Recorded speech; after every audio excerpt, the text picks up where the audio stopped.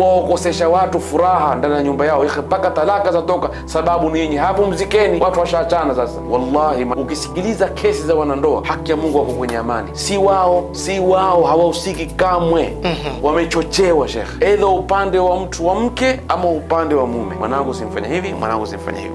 Ulioa ni wewe, alioa ni mtoto wako wa kiume shekhe, mwache awe rajal kwenye nyumba yake. Umemlea kutoka mdogo mpaka ukahisi kwamba sasa huyu ni mwanamume anaweza kubeba masuhulia.